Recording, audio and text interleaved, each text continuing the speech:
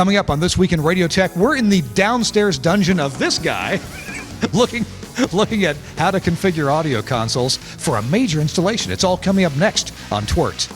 This Week in Radio Tech is brought to you by Broadcasters General Store, with outstanding service, savings, and support. Online at bgs.cc. By Angry Audio. Audio problems disappear when you get angry at angryaudio.com. By Nautel, keeping you connected with your community with support and webinars. Online at nautel.com/webinars. And by Max Connect Wireless, prioritized high-speed internet service designed for transmitter sites and remote broadcasts. Hey, welcome into This Week in Radio Tech. I'm Kirk Harnack, your host. This week, we are on location coming to you from, well, I'll tell you in a few minutes. I'm Kirk Harnack, the host of the show. This Week in Radio Tech is a show we've been doing for over 10 years now, and this is episode 502. I work for the Telos Alliance, so sometimes you'll hear me talking about technology as the Telos Alliance presents it to the industry and some gear, and that's what I'm familiar with. But we try to talk about all kinds of technology on the show, technology that impacts you and me as broadcast engineers. Chris Tobin normally is with us. He had a last-minute thing he had to do. He said, it's such a mess, I got to go fix all kinds of stuff. So anyway, Chris, good luck to you at your radio station, and I think you're doing some TV today. Whatever it is, good luck, and we'll go ahead and carry on without you. Let me go ahead and introduce my guest, and then I've got an announcement about Nautel that I want to tell you about. Bill Jackson is my guest. Hello, Bill. Good to see you. Well, it's so good to see you, friend. You have a pretty cool job with the folks at EMF, the Educational Media Foundation, but yep. Most of us better know by the on-air brand names. Yeah, K-Lov, Air One, a new podcast network called Access More. And then there are some other things that we do that are a little less known, but it's all about furthering our consumers' walk with Christ. Because we're a ministry, a radio ministry, a podcast ministry. That's what we do. And what you do in relation to that, well, you used to be the regional studio engineer, right? Regional broadcast studio engineer. Yeah. And you got expanded. I got expanded. I now became the principal studio engineer. So be good in class. It's probably better than the assistant principal. Yeah, that's true. But I maintain and design and construct studio facilities and audio paths to our media delivery department. We're set up different than a typical radio station. Yeah, because you just mentioned media delivery department. We'll get to that, but later on. We'll talk first about the content creation. Right. So content creation, if it makes noise or pictures, we deliver it over IP. Okay? In a nutshell, that's what we do. That's our studio technology department, hence the principal studio engineer. So and then we hand that to a media delivery department, who hands that to an engineering department to do it at a normal transmitter site. We're going to get into different. We're going to get into all this on this show. We're also going to look at all around us here, and we'll get some closer camera shots. But all around us here, we got audio consoles here. One of them you can see right here. This is a big new what? Quasar, Axia Quasar. Wow. You know, I actually don't get to see this very often. Sorry about that. It makes acres of coleslaw. I mean, it's solid. We're going to talk about this Axia Quasar, and importantly, we're going to talk about AoIP technology and how that has enabled your organization to do things that you probably didn't imagine when you first bought AoIP technology. Yeah, it's really made workflows simpler. It's made things less complicated to troubleshoot and deal with. And it's also, in the long term, it's also more cost conscious. And that's important for a ministry. Well, that's coming up. We're going to look at these consoles, talk about how AoIP is helping EMF deliver audio to people through various different means, not just on the radio. And we'll look at that and more coming up. Hey, I want to remind you about Nautel and the webinars that they are doing. They've been doing for over a month now, and all through the month of July as well. Let me get my notes here. Nautel, and namely Jeff Welton. You know Jeff. We're having a lot of fun with these interactive discussions and inviting your input and questions. Look out for Tuesday, July 21st. That is, just 5 days from now? Tuesday, July 21st at 12 noon Eastern Time is the next Transmission Talk Tuesday. It's a roundtable discussion and it's going to be about audio processing. Now, folks are interested in audio processing. There's a lot of opinions out there, a lot of subjectivity, and it's sure to be a pretty lively discussion. The session will discuss products, techniques, and best practices to help improve the quality of your sound right from the microphone all the way to the antenna. Special guests coming up on the Transmission Talk Tuesday from Nautel. So be sure you register. Here's how you register. Go to nautel.com/webinars. nautel.com/webinars. Register for your invitation. You'll get a link in the email for your link to join that roundtable discussion. And again, being a roundtable discussion, you get to pose questions to Jeff and his guests about audio processing next week. Now, this past week, by the way, this week on Tuesday, it was about grounding, and Alex Hartman was on there. What a terrific show that was. I really enjoyed it, and next week's is sure to be good, too, about audio processing. Thanks, Nautel, and remember the website, nautel.com/webinars. All right, here with Bill Jackson, and Bill, we're in a pretty interesting location. This doesn't look all that glamorous. Where are we? We're in the dungeon. Yes. We're in the basement of a building in Franklin, Tennessee. And it's a recently acquired space so that a construction of 2 new on-air control rooms upstairs happens. While that construction is going on, I'm able to pre-configure consoles, pre-configure devices so that when construction is ready, it's plug and play, set some mic processing. Actually, I'll set it down here, but we'll tweak it in the studio because this environment is pretty live. And that's outside of maybe Pathfinder configuring to do branding in the studio. They press a button and we're ready to go. So literally a studio can be up in a couple, 3 days, as opposed to me doing it when construction goes on and spending a whole lot more time by myself doing one studio, and then we'll do the next one, and then we'll do the next one. Everything will be pre-configured when it's ready when the construction is done. A little bit later on the show, we're going to take a closer look at the gear you have here and the stuff you have set up for pre-configuring. Right now, though, I'd like to understand a bit more about K-Lovin Air 1. I thought you guys were out in California, and yet here you are in Franklin, Tennessee. What's going on with that? Okay, so we've always had our home office, our headquarters in Rockland, California. Okay. Our morning shows have always broadcast from Indianapolis. It's what we call our BDSR facility. If an unfortunate earthquake or fire were to break out in California, we're able to send to the 800 terrestrial signals and push to the streaming platforms all of Indianapolis. Then you have the epicenter of Christian music that exists in Nashville. That's right. We have all these. It's not just country music. Right. So all these Christian artists are correct. here too. Jeremy Camp and Chris Tomlin, everybody's based here. And so this is a great place for us to actually have studios in order to acquire content. That content could be for on air, it could be for podcast, it could be for social media, what have you. All of that is able to be acquired at this facility. We started building this facility back in 2017. We finished 2 on-air control rooms and a full recording studio. And then now we're expanding. We've eliminated one of those 2 control rooms because we needed to get from the current space we have through to the new one. And we're building 2 new on-air control rooms, 2 morning show producer booths, and 2 Pro Tools suites to be able to edit content. So, and those aren't built yet, but they're under construction. No, that's what this is for. Okay. So one thing I wanted to ask you about why you are broadcasting from Indianapolis, and you told me over coffee or lunch a couple of months back, you reminded me about time zones, and that certainly a large amount of your audience is on the East Coast. Depends on the brand.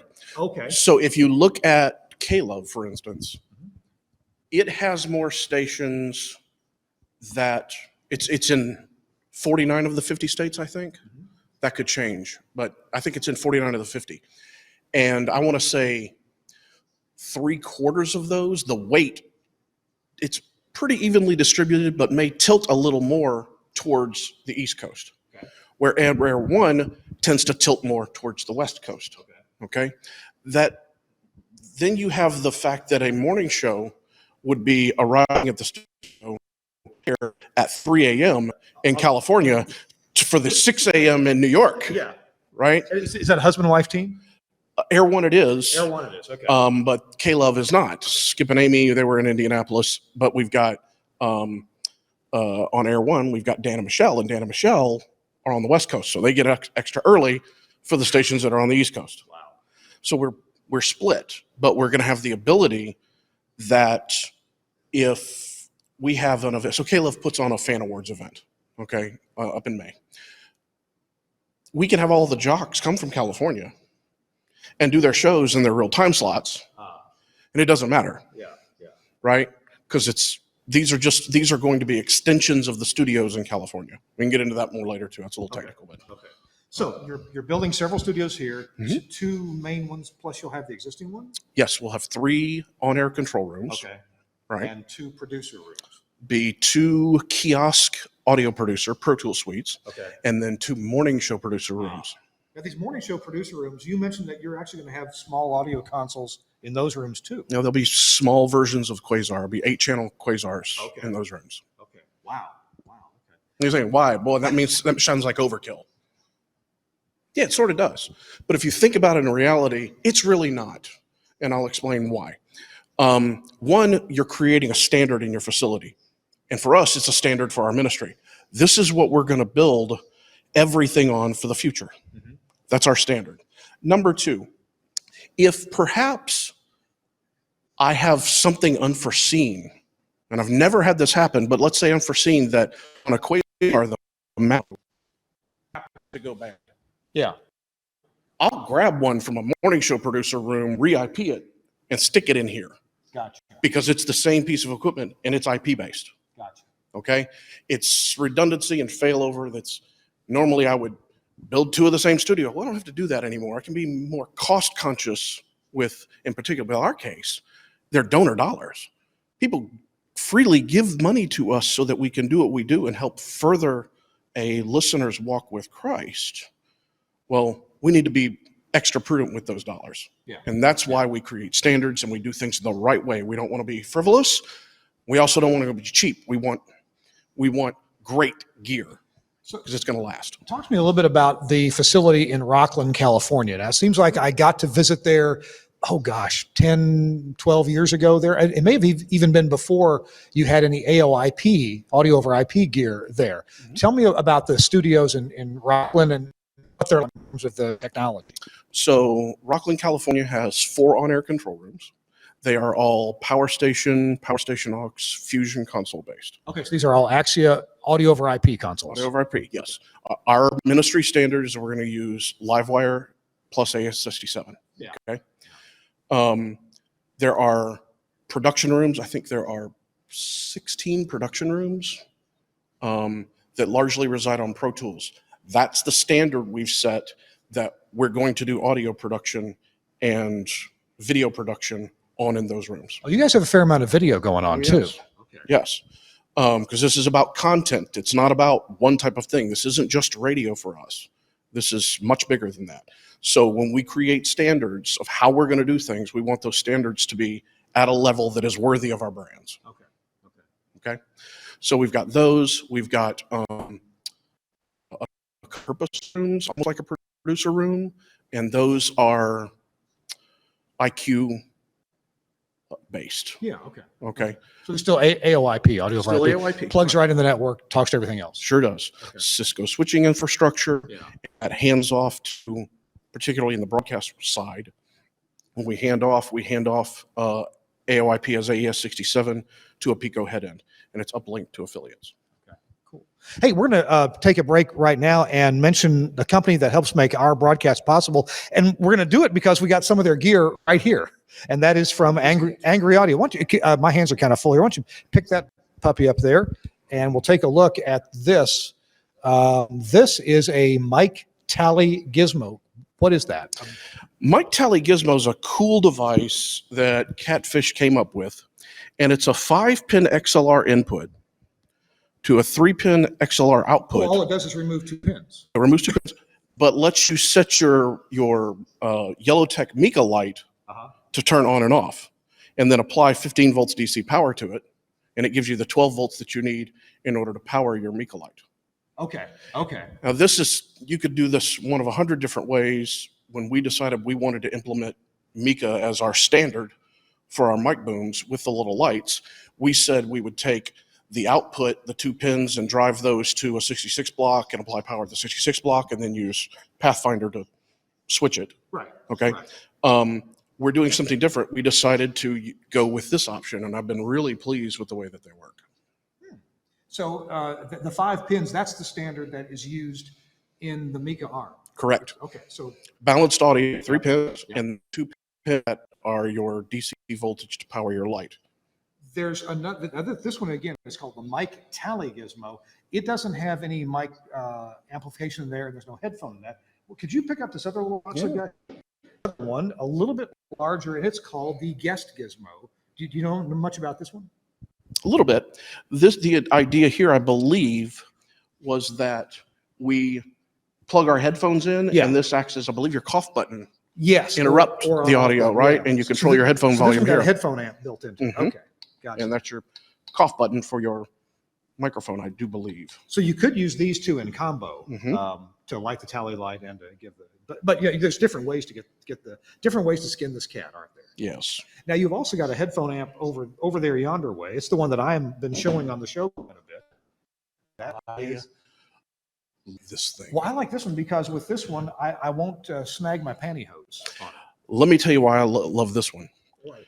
Because there's like no noise floor whatsoever. Let's show it is silent. Oh, okay. Mount this under your desk, plug your headphones into it, and we set the headphone volume at about 1 p.m. Yeah. And then we have we'll have Quasar's desk controller that'll actually control the volume. Yeah, sure. But this is the output, and fits with the the Studio Hub standard. Yeah. I mean, can get power from the Studio Hub PS cubes. It's a great device. All right, cool.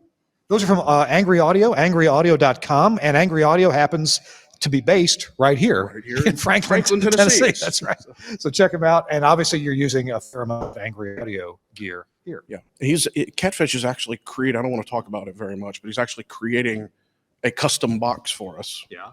That revolves around this. The tally gizmo. We hope that it'll be something that other engineers will be interested in. It's just a little different way of accomplishing it. So back to audio over IP, I get the impression that 10, 12 years ago, when EMF decided to go with audio over IP and Livewire in Rockland, California, you didn't at the time have plans of coming to Franklin, Tennessee. You didn't have plans of doing the things with AoIP that you're going to be doing, which we'll get into a bit more in the show. You got plans to connect different cities together. Correct. There was a lot of thought, a lot of discussion, a lot of prayer that went into what infrastructure we were going to build out. And when the decision was made to go from an analog infrastructure to a digital infrastructure, we looked at several things. And by the way, and by we, I'm talking the studio technology department, the media delivery department, the engineers, everybody got together. Oh, the IT department. Okay. And we looked at what was available now, what could we do in the future, and how could we maximize our investment into this technology. And at the end of the day, we ended up deciding that for the ministry, Axia was the way to go, and to use Livewire Plus and AES67 together. Yeah, which came along a few years later. Yeah, right. Yeah. So it was a great decision. We've never looked back. We've never had any issues with that. And at that inception, and I have to give credit where credit is due, because I wasn't even in that department at the time. Okay. Where were you at that time? I was actually the network promotions director. I'm a talent promotions guy. And this is so amazing because you're doing all this network and this engineer stuff, and yet you started out in being on the air. Yeah.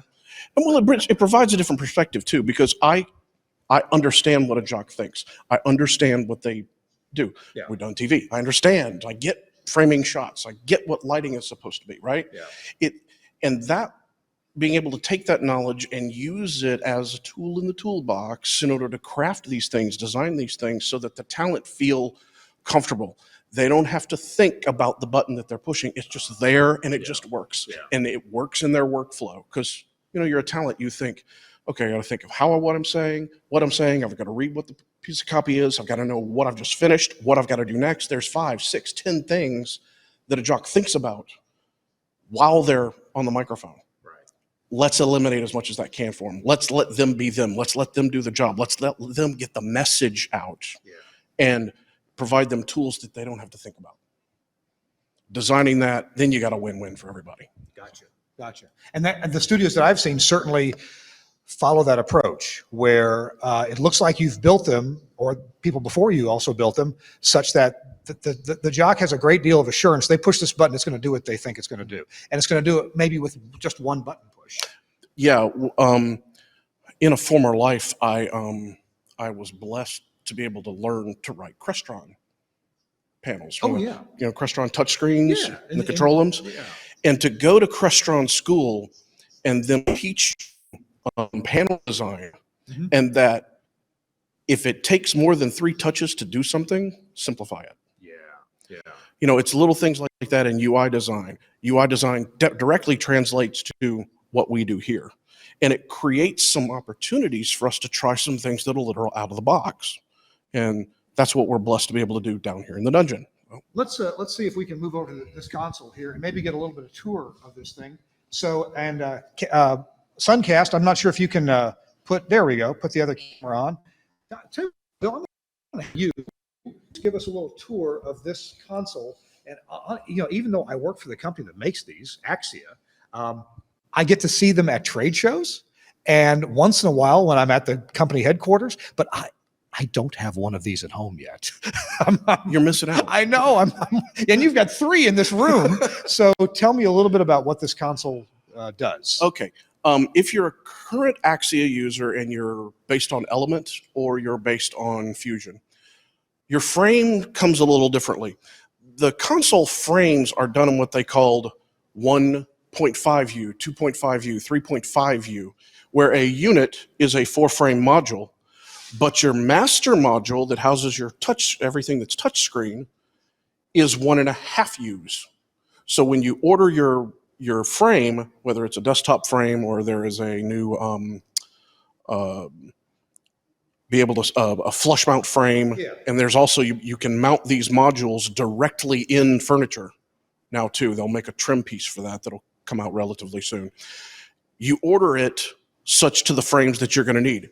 So when we did the design, we built a 20 modules, or 5 frames plus the master.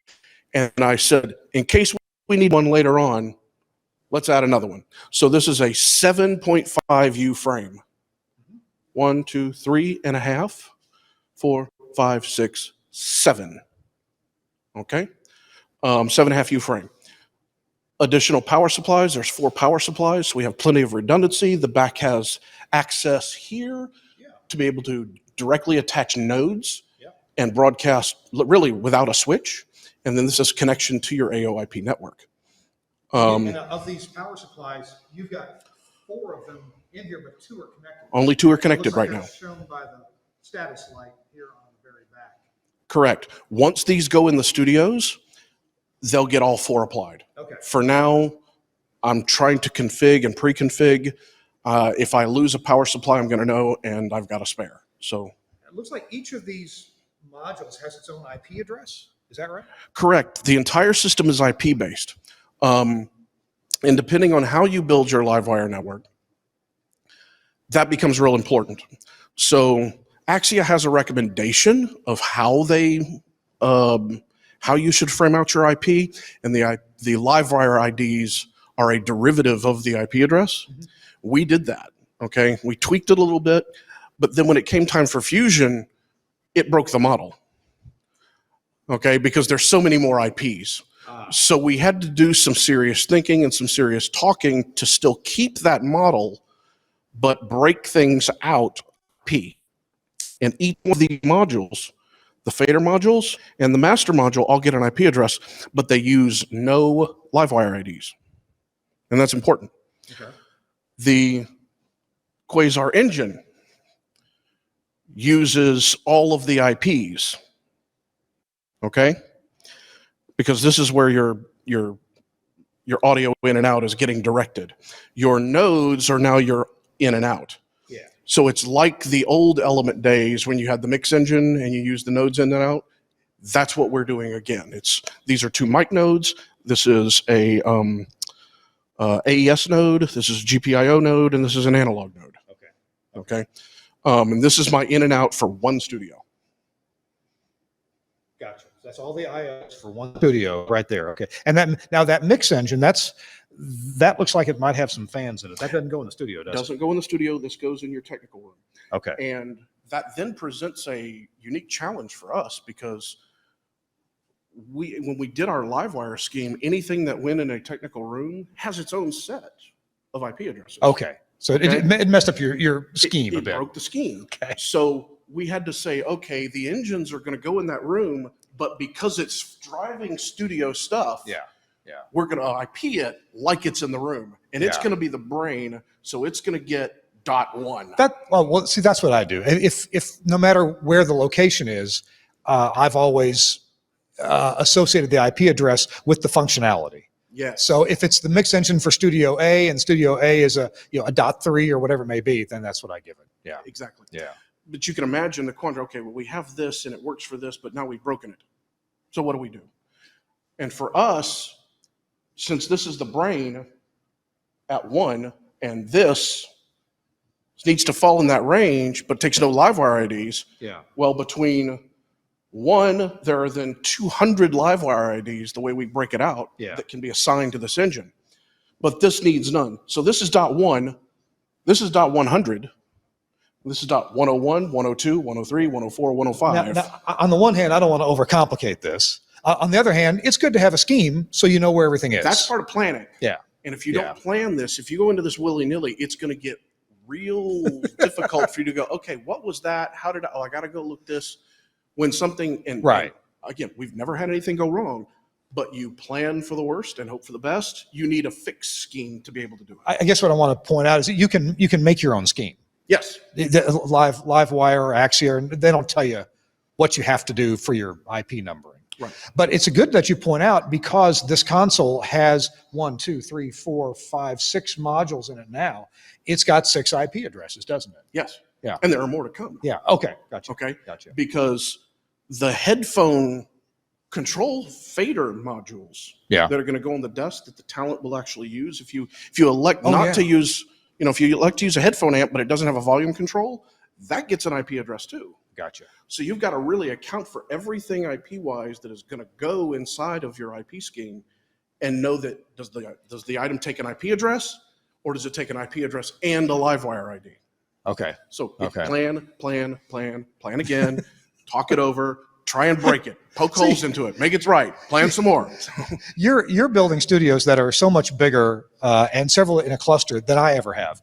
I've been building small radio stations for years, and so coming up with an IP scheme is still important, and we do, but it's really simple. I mean, you can write it on a single sheet of paper.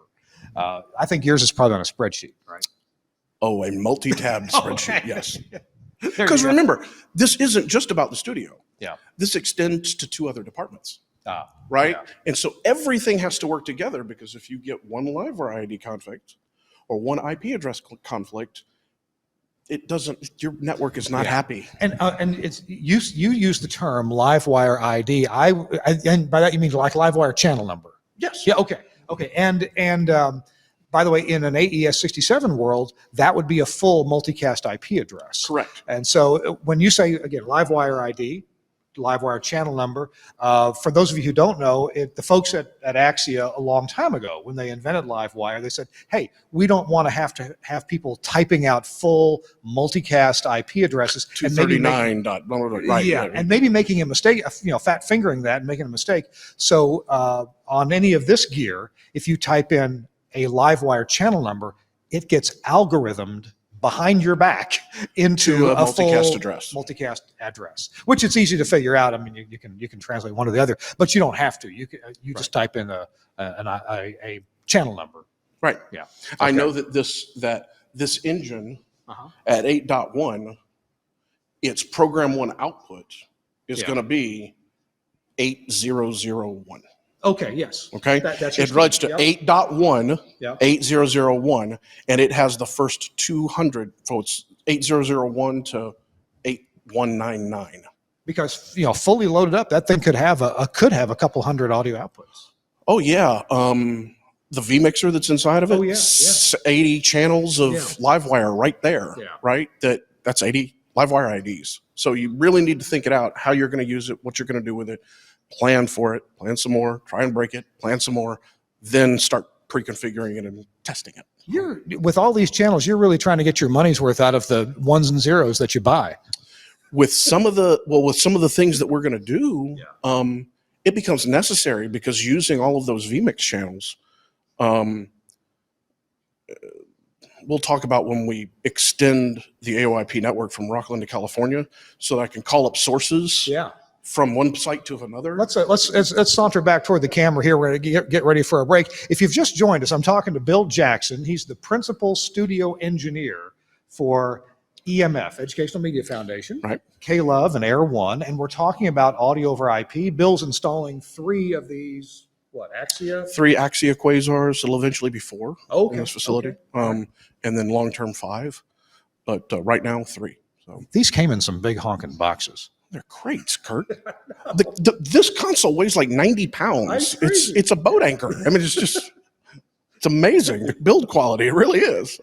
We're going to be right back and talk about doing audio over IP across a nation from sea to shining sea and see how that works in the IP world. I'm Kirk Harnack. Chris Tobin he's not here today. You're watching This Week in Radio Tech, episode 502, sorry. It's brought to you in part by our friends at Broadcasters General Store, representatives and the place to buy products from Inovonics. We'll be right back. The Aaron 655 is the latest addition to the Inovonics family of rebroadcast receivers, designed specifically for FM broadcast translators, also referred to as relay transmitters. The Aaron 655 is unique as an uncompromising DSP-based HD radio and FM receiver combined with a powerful 3-band audio processor and dynamic RDS encoder. IP connectivity adds streaming capabilities, and a web browser interface gives you total remote control of the unit from any PC or mobile device. The Aaron 655 gives you maximum flexibility for program sources. Select program audio from analog FM, digital channels HD1 through 8, streaming sources, and analog or AES digital line inputs, all with assignable failover audio backup. The internal RDS encoder allows you to customize your RDS messaging. You can use incoming off-air RDS data, convert HD radio pad data to RDS, convert streamed metadata to RDS, or receive IP telnet data. Comprehensive audio processing includes gated and windowed AGC, a unique syllabic leveler, 3 bands of compression, and both wideband and independent HF limiting. Easy setup is achieved by using 10 factory presets and 10 customizable presets. The processor also supports day parting, allowing automatic preset changes to follow different programming formats throughout your broadcast day. The front panel has an OLED display and jog wheel with intuitive menus for easy setup, advanced control, and editing for all operating parameters. The Aaron 655 dynamic web interface gives you total remote control of the unit from any PC or mobile device. A comprehensive set of menus includes a quick overview of now playing info, input-output control, processor options, RDS encoder, alarms and notifications, SNMP settings, and much more. You can also listen to the live audio broadcast streamed through the web interface. It is still cool. The Aaron 655 from Inovonics broadcast. And you can get those and lots of other broadcast things, including everything you see in this room from Broadcasters General Store website. You can call them at 352-622-7700. And yes, I really do have that number memorized. Been dialing it for 30 years or more. Sounds like it. Yeah. Broadcaster General Store and Inovonics. Thank you both for sponsoring This Week in Radio Tech. I'm Kirk Harnack. We're coming to you from an unusual location, a dungeon. My dungeon. It rubs the lotion on its skin, or else it gets the hose again. I was going to wonder if this. I'm going to have to process that. Is this where torture occurs? No. Oh, good. Okay. That's well, good. mental torture for me. But you're temporarily in this space just so you can set these things up. Right? Yeah, this basement space will actually become storage, and it'll become hopefully a workshop, Mhm. because the upstairs space, we will have so many artists come in and out, and tours for people to come see the things, to give a visual in-person face for radio, and see podcasting things and people coming into the recording studio that people see and cracking open consoles in order to repair things. It's just so we acquired this in hopes to build a workshop area for me and for help desk person and for a network switch person and things like that. So what we should do is come back after you've got the stuff built, after your studios are Come done. back however many times you want. I mean, Well, what is upstairs. And I wish I could show you this on this trip. I just have two little cameras here with me doing this live shot. But you've got a beautiful recording studio upstairs with a Grammy award winning. Phil I believe has 2 Grammys. 2 Grammy award winning producer. Yeah. Full Avid platform, S6 console, typical live room, microphones for days. I mean, we can record albums in the room. Well, I've seen some videos that I guess were shot in that room, or were they shot at Phil's previous location? I think those were shot in California, Okay. but we're set up to be able to do that here. It's So major recording artists come here. They've done interviews and recorded special things. We have recordings.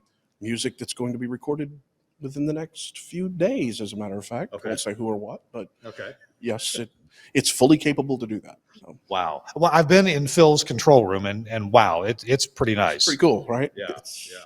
And then the live studio itself is every bit as a beautiful recording studio as you'd find anywhere in the Nashville area. Yeah, it's nice. It's really nice. Now, when I met you here the first time, there were, as you said, 2 control rooms here, and they were pretty similar to each other, very nicely laid out, good multi-person radio control rooms. But one of those, you shed a little tear. Gutted it. You had to tear it out. It's gone. Yep. So the use for this facility dramatically increased. And there is a need for us to acquire more space within the building. We were fortunate enough to be able to acquire the space that's adjacent to the building, but there's no way to get through to that space. Okay? There's a recording studio there. There's a server room there. All the audio gear resides in there. The easiest place was through a studio. So we removed the studio to make an expanded technical room to keep more gear in because it's going to require it.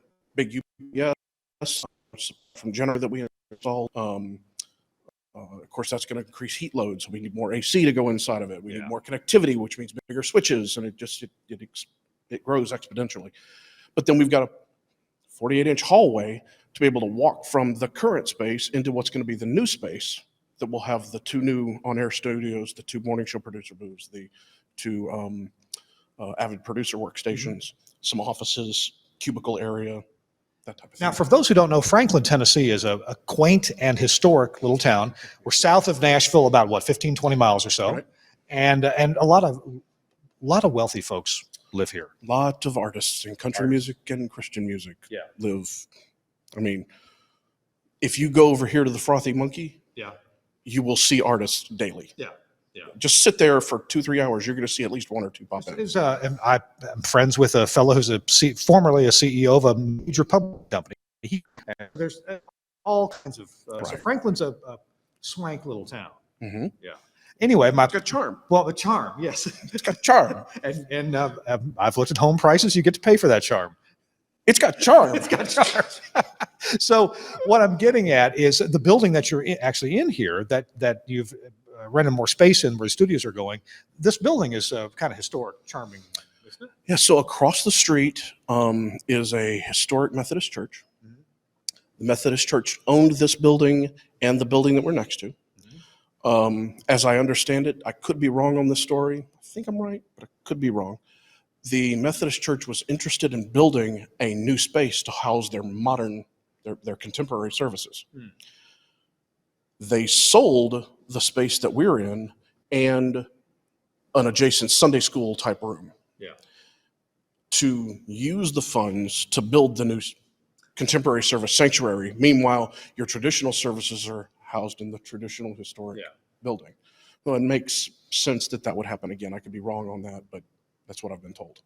The irony of this whole thing, just as a point of personal privilege, when I was here originally building these things, my aunt happens to live here. Oh.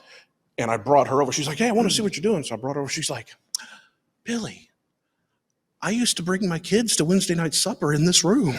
I'm like, really? So that was, and more recently, that was a restaurant where you're moving into. they were trying that. There was some talk that I think like restaurants are going in. Oh. And so we said, well, we're growing. We need the space. Let's work out a deal. Yeah. And so we did. Yeah. Good deal. Well, when we come back, when the studios are all built, we'll get to see all that. And we're going to also see the enormous generator that you squeezed into this tiny, well, it's right outside the window here. Yeah. You can't really see it, but just outside the basement window, there is an enormous Kohler generator. Mm-hmm. Did you have that thing helicoptered in or what? No, we were originally going to crane it in, but they found a way with a pallet jack and a front end, or not a front end loader, but a forklift. Okay. To be able to wheel it down the sidewalk one way, cut out a railing, and get it in its place, and forklift it to set it on top of the conduit after the electrical had been approved. And That was one Haas forklift, I'm telling you. it was, it was sweat that day.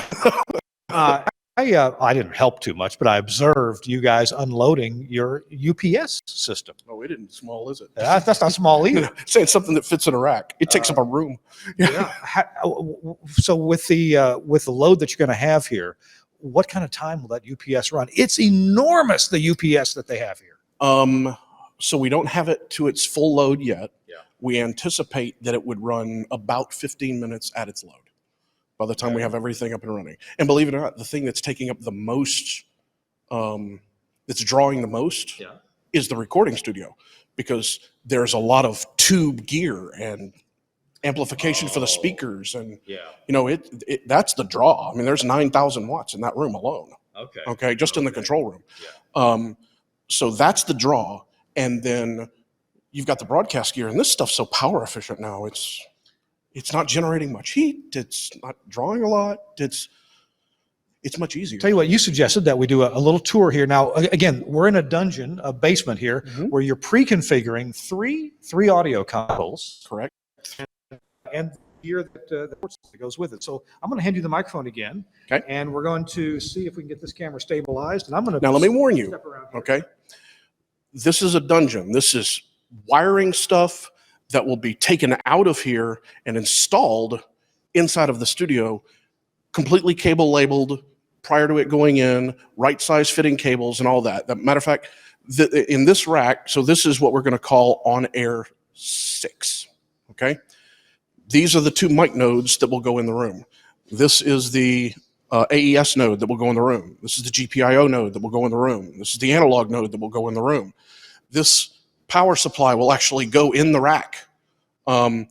This is the guys at Angry Auto. It's a Bluetooth audio gadget that they have that allows the jocks to do, Bluetooth phone calls or Skype sessions or what have you over their phone if they need to. All of this will go in the room and be neatly put in the room. But for now, this is not even connected to the base. The wire that you see is me extending the AoIP network from upstairs. Wait, what? This is your AoIP?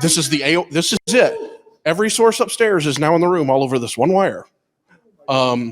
So I take this out every day and put that back inside. So this is very temporary. I come down in here, I work, and then I go home for the day.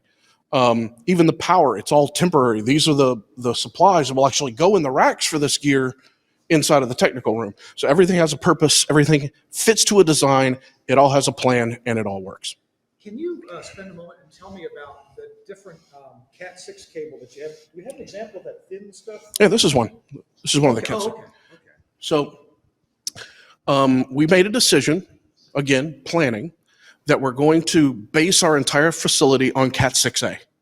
So all of the core wiring is Cat 6A. All of our patch cabling will be Cat 6A. We then have also decided that when we install the gear, and it's all shielded. We have 14 Wi-Fi access points that are going to go in this, plus there's Wi-Fi all throughout the building. There's Wi-Fi coming from the Frothy Monkey. There's Wi-Fi all over the place, plus cell phones. I just don't want to take a chance in the facility of it interrupting, causing packet loss because we've got interference on cabling. So we'll send shielded cabling to everything. All the patch cabling and the cabling between devices will be shielded. It is not now, but it will. All of this is Cat 6 cabling. This is Cat 6A, non-shielded, and it's thick, and it doesn't bend well. Oh, yeah. Okay? This is Panduit's brand. This is Panduit shielded thick stuff. This is Panduit non-shielded 28-gauge Cat 6A. And then they make a version of this that is also then shielded that's just slightly thicker. So I've decided, that's the wrong term to use. I made a recommendation, and then we decided this is the standard that we're going to use. And when we install it, that shielded cabling will run throughout.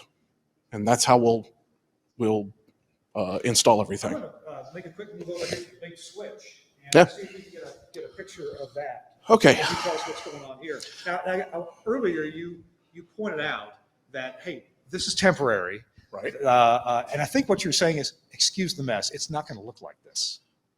I actually don't care about them. Right? But I do want someone to understand that what I'm doing, it's okay to be messy and it's okay to make mistakes as long as you've got the room to try. Uh-huh. And I don't want to spend a whole lot of money on trying to do stuff just to test it and configure it. Yeah. Okay? So Yeah. I'd rather be messy and so forth. But when it goes in, you've seen underneath my furniture. Yeah. It's nice. It's nice. Right? My racks are nice. Okay? So all of this is Uh-huh. okay? And it's temporarily run underneath the tables. This switch is a Cisco 3750 that has been retired. So we spent no money on this switch. It's probably a 7-8-year-old switch. Yeah. Okay? That we didn't spend any money on it so I could have a playground. Yeah. Okay? To Yeah. configure all of this stuff. This is a new Pathfinder Core Pro that's going to go in the racks upstairs. This is an AES node that is the master clock for the whole network. Gotcha. Okay. Yeah. Because we need to have timing. I've got a GPS Grandmaster clock that will actually issue PTP for the network that this will get time from and distribute Livewire clock to everything. There's a method and a madness. This is just an RM3. This is a Q speaker for one of the studios. And Let's talk about that timing thing just a bit. I want to make sure we get that covered before we take another break. Earlier in the show, we talked about you're going to be connecting different locations together. And I know a lot of broadcasters, especially in Europe and especially in Australia, we've helped broadcasters connect in very real time facilities in different parts of the continent, in the case of Australia, together, so that, and as low latency as possible, so that talent in different cities can actually interact with each other. Talk to me about what you guys are doing to connect your facilities together. You said you had Rockland, have Indianapolis, and Franklin. Okay. So currently, and as of about almost a year ago, we installed 2 iPorts at each facility. Now that's a multi-codec box. Okay. 8 stereo back and forth, or 16 one way or 16 the other. Yeah. Okay. And it has served us very well. Matter of fact, our main mode of transport for the K-Lovin morning show to Rockland for uplink over iPort. Okay. It goes one path down the MPLS private link, and the other goes out the public internet. So it's dual path. Dual path. It'll reassemble the packets at, Yep. at the receiving end if it needs to. Yep. Okay. Never had a packet loss. Okay. I don't say I've never had a packet loss. I've never had an audio drop. Right. Okay. Right. It's served us very, very well, and we love it. There was some talk when they were designing the AoIP network. How could we, quote, supernet this at some point in the future? How could we physically extend the network to Rockland to Indianapolis at the time? Okay. When the team, and I'm not a part of that team, so give credit where credit is due, there was probably 10 people, maybe even more, that discussed this. What's the way we could maximize so that when we plan the IP scheme, not only for Rockland, we need to take that into consideration when we do Indianapolis. Otherwise, we're going to spend who knows how long re-IPing and Right. Livewire IDing everything Right. at the Indianapolis So we're not facility. doing duplicate IP addresses anywhere. Correct. Yeah. Duplicate Yeah. Livewire IDs. Sure. Yeah. So that thought process happened a long time before. I'm the guy that's blessed enough to actually get to execute it. And it took a lot of reading. It took a lot of talking. It took some great advice from Greg Shea. And it took communicating with a few people, because this isn't done very often. There's probably a handful of people that are going to do what we're about to do, to basically extend the network across a fiber link across the country, so that a source here is available there and a source there is available here. Now, there's some technical things, some clocking things, the type of stream that all have to make that happen. We're about, 3, maybe 4 weeks from actually lighting that up. Yeah. But to be able to do that is going to, it won't eliminate the need for the codecs, because the codecs are our backup once that happens. Sure. But you could do what I'm talking about if you use, say, an iPort and some Pathfinder config. You could create a Pathfinder XI router if you wanted. Sure, when you hit punch, and it in calls- this video, it calls up the right thing and sends it to you. Exactly. The idea is you have some limited bandwidth between cities when you have close to unlimited bandwidth within a given facility. Right. So the idea is, how do we either reduce the bandwidth with a codec, or selectively choose what we're actually going to send from one place to another with a different kind of routing. And I was getting toward two ideas here. You mentioned PTP clock. You mentioned clocking. And just to our moment of education here, no matter which over IP system it is, in the case of Livewire, we have what's called Livewire clock. And you have 2 of them, as a matter of fact. Well, and yeah, any node can be a Livewire clock, and they can automatically decide who's in charge, or you can tell them, which one is the master clock. But whenever you involve AES67 as an audio over IP standard, or if you just want to connect Livewire in 2 very different cities, you can't carry clock across a slightly jittery network. Right. So the idea there would be to use something that isn't jittery and very accurate, and that would be GPS. So you have a GPS locked PTP clock, and you would have one at each of the, well, in your case, 3 different cities. We'll do 2. You'll do yes. 2. Okay. So you'll have a PTP Grandmaster clock that's synced to GPS, one in Rockland, one here.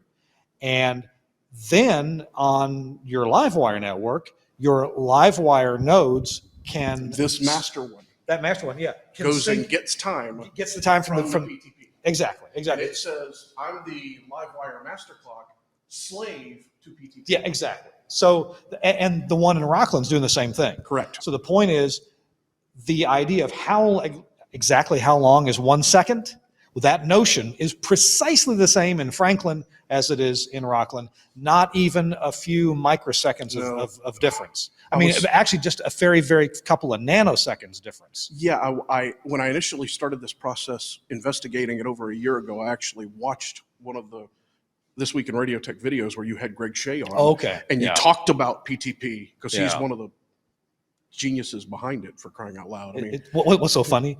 Greg and his team invented Livewire clock. It's so similar to PTP clock. It's like, whoa, you Right. guys are pretty smart, aren't you? no, and we took it a step further. Once that was the investigation, then it's a matter of getting the meetings, talking to him. Hey, Yeah. what's the preliminary stuff? What do I need to look at? And then some months go by. Yeah. And then we start doing it. And then in February, I came to the headquarters Cleveland, and we talked yeah, about it yeah, again. yeah. And we're now ready to do this. And you've been so supportive of trying to help us accomplish our goals, because at the end of the day, it's about acquiring and creating content that's going to further. Precisely. Now, something I should point out is, if you're using between 2 locations, you don't have to have the 2 locations exactly clocked, because codecs will kind of make up for it. Right. But they do have to either repeat a sample or drop a sample to do that. Right. So when you do use codecs for backup, you are better served by having the clocking that's going into those codecs on each end to be the same anyway. Yes. So clock will help that situation. You almost never hear that audio anomaly, but you know it must be occurring occasionally when a codec drops, not a whole packet, but when it drops a sample or duplicates a sample because the clocks are running at different frequencies. If you've ever been into the backside of an iPort and you look at the stream statistics, and you see the packet loss and the number of samples and how many physical samples, and if you think something sampling a 24-bit word at 30 or 38,000 times, and you see those samples build, and you're like, man, that's some sampling. It's amazing.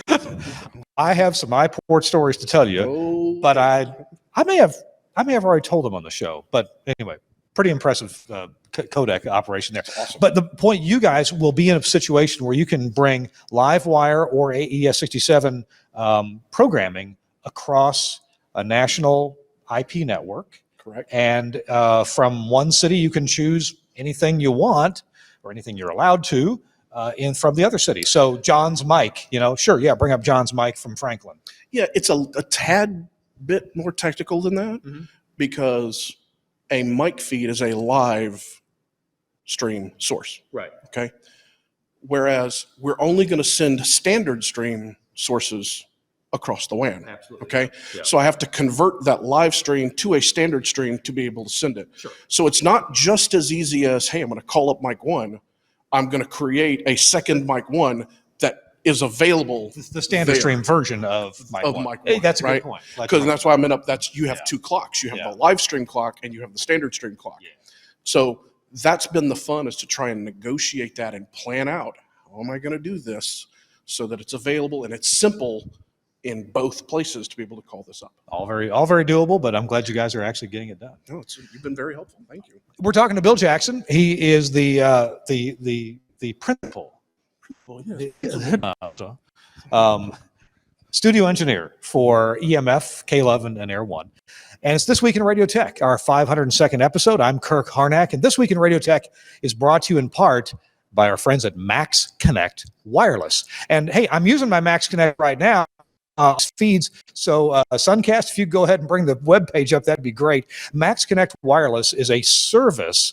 Yes, it comes with some hardware, or you can supply your own hardware from my friend Josh Bone. Josh, for a long time, had wanted to supply a solution to his radio stations and his customers' radio stations so they could do live audio remotes or video from wherever they needed to. And you know what? The Wi-Fi hotspot from your cell phone, for example, that just wasn't reliable enough. You might get a good download or upload speed, but you know what? You're still contending with other users on the network, and packet delivery is not guaranteed when you're just using your 4G LTE phone to be a hotspot. And even if you go get a Cradle Point modem, but you don't have a special relationship with your phone carrier, you're in no better position. That's why Max Connect Wireless is what you want to do if you're a broadcaster, because every packet is going to get through. You have priority over all those other users, all those other schlubs using their cell phones. You have priority over everybody except first responders. And that means your data gets through. So Max Connect Wireless is a great way to get yourself some IP connectivity in places that are otherwise difficult to, or to provide backup. Say at your transmitter site, you can put a Max Connect Wireless modem out there, get some service, then program your router to normally use whatever your wired service is. But if it goes out, switch right over to Max Connect Wireless. You can also use it for remote broadcast. Carry it with you where you go. And if you get a version of this that has 2 SIM cards, like I do, you can choose between 2 different carriers. I have AT&T and Verizon built into my Max Connect Wireless modem. So check it out. The website, maxconnectwireless.com. Yeah, it's spelled funny. So, click the link or make a special note of what that looks like. maxconnectwireless.com. This Week in Radio Tech, episode 502, and I'm in the basement here at K-Love Air One EMF Broadcasting in Franklin, Tennessee. And Bill Jackson, I'm really be excited to come back when you're done with this. What's the schedule for being done? Wish I knew. Oh no! You know how construction is. Waiting on construction. These consoles. This was the last one we fired up today. Yeah. It'll be configured probably by tomorrow. You just pulled this out of the plastic 2 hours ago. Yeah, and it's half configured right now. And just waiting on me to do the rest of the work. I was going to lament with you on getting the construction done, because you live in a town here where let's just say the building inspectors are pretty persnickety. We've been blessed. Okay, good. We have been blessed. Yeah. Our project has been designed into 2 phases. Uh-huh. And the first phase was the electrical to do the generator and UPS. And there was construction that had to go along with that. Mm-hmm. And the inspectors have been wonderful for us. And they've been very accommodating. They understand what our mission is and what we're trying to do. And they've made sure we're doing it right. But they also haven't done what some inspectors can do other places, you know? Gotcha. So they've been accommodating and doing it. Very much so. Okay. Yeah. I remember this is the place where I took that picture. I posted on Facebook, this has been months ago, where I thought this would be a great name for a band or a really awful router. 1 hour firewall. Remember the sign? Yes. 1 It's hour still in there. firewall. Yeah, It's still in over there. is. So it hasn't been painted over, I can promise. Well, I'm sure the building or somebody wanted the building inspector to know this is a 1 hour firewall. Yeah, which is a really bad name for a router. What's funny, so true story, Yeah. it's actually a 2-hour firewall. Oh. But they labeled it 1, and I have no idea why. The way the wall is constructed, it's actually 2. So Maybe they didn't have a sign for that. lost that 2 stencil. There you go. So traditionally at the end of the show, we leave our listeners and viewers with a tip. So maybe something that you have learned going through this stuff, setting up these consoles here in this dungeon. What word of wisdom might you have for our listeners about, hey, if you've got some consoles to set up, you may not want to do it. You may want to do it just like you're doing it here. Plan some more, hand it off to somebody. Yeah.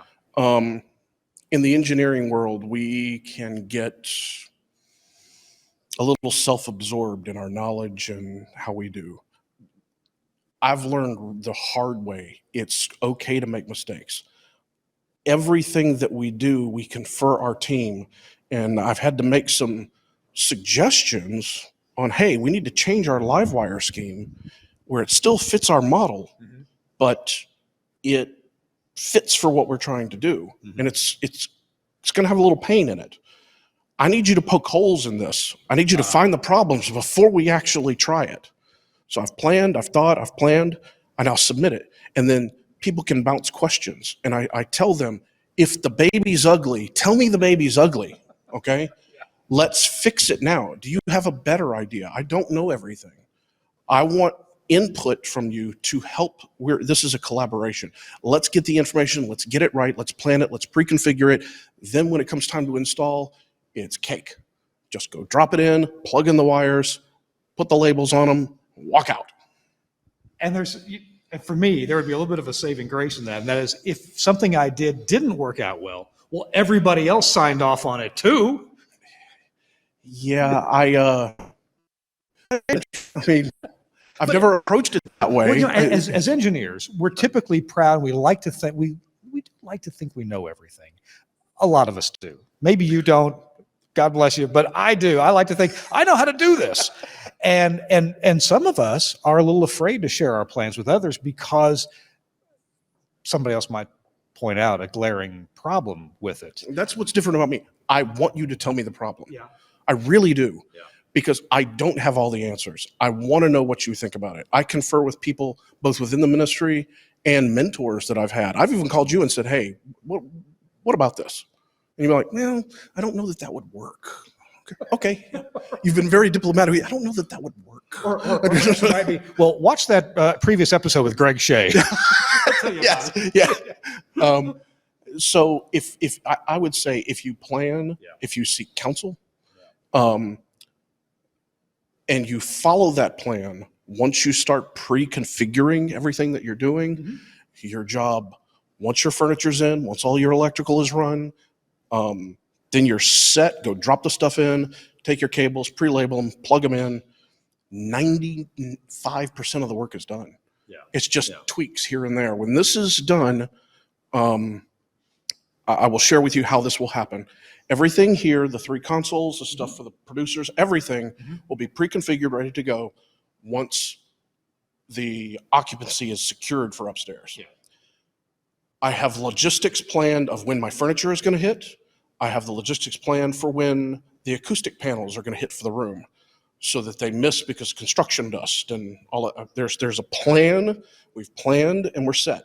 I have a guy that's going to fly in from California to come help me put this in. and we will do the 2 on-air rooms, the 2 morning show producer rooms, the 2 Pro Tools suites, finish out the tea room, that whole thing, everything. Walk away 14 days because of how we've planned it. Gotcha. Okay. Yeah, it's going to be a long 14 days. When you fly someone and they're sitting in a hotel and they're away from their family, they want to work and get home. Yeah. Right. Yeah.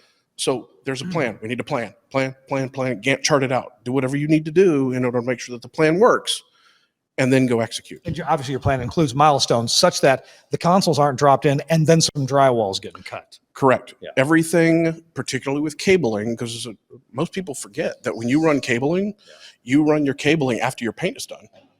Oh. Because many of the warranties on your cable, if they're painted cables voids the warranty of your cable. Good point. Plan, Plan your think, work. plan, And share. poke holes, share it, have someone poke holes in it, plan some more, and when you've got it and you feel comfortable, execute. So we're at the execute phase. Bill Jackson, this has been an enjoyable hour and 10 minutes or so, but we got to go. Thank you for having me. Well, thank you for being had. I appreciate you so much. I appreciate your counsel and I appreciate your friendship. I wish I had a grand prize for you for being a guest on the show. I've got a pocket full of lint, and that's and 10 pounds of peat moss. That's about all I got. Don't need anything. Just your friendship is enough for me. So it's Bill Jackson. He's the principal. Principal. I always want to say that Principal. he's the headmaster. He's the principal studio engineer at Educational Media Foundation. You know them as K-Lov and Air One. We're talking about audio over IP. Hey, thanks a lot for watching the show. I'm Kirk Harnack, your host. Hopefully next week, Chris Tobin will be back with us. And next week's guest is the amazing, this guy's multi-talented, way more than you and me combined. Certainly more than me. Paul Schulens. Paul Schulens is back on the show next week, so we look forward to seeing you. Thanks a lot to Suncast, the producer of the show. And thanks to Andrew Zarian, the founder of the GFQ Network. We'll see you next week on This Week in Radio Tech. Bye-bye.